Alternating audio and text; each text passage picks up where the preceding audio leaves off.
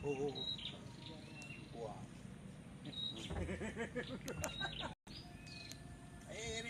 Desa Nica merupakan salah satu desa di Kecamatan Pesangan yang sering mengalami permasalahan dengan air disebabkan oleh kurangnya saluran tersier.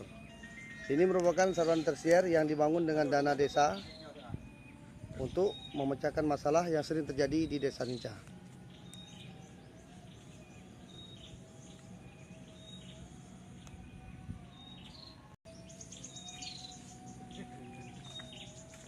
Inti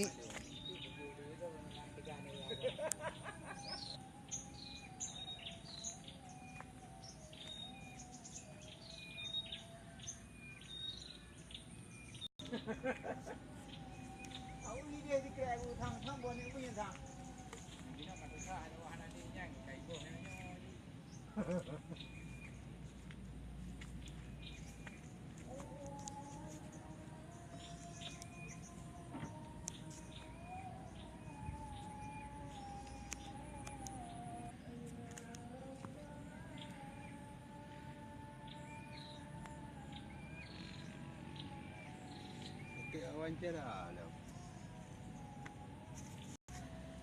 jadi kibahan masalah abang. Jadi mana kan? Jadi Ya. masyarakat kamu susah dah apa PI ya.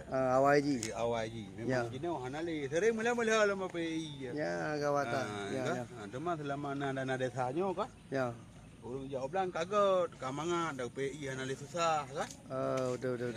Bang. Jadi masyarakat nak garang dengan pugaknya. Masyarakat cukup garang jenis sebab jenis ke PI kan hana payah ada beli. Berokan ke PI serba meter 2 malam ke PI. Ya. Sebab ji kan mana dana desanya kan. Tak mudah dah. Mudah tak? Jadi hasil pada ji pika lancar nah. Ya, betul. Ya, bang. Betul. Memang. Jadi kibahan harapan Ron.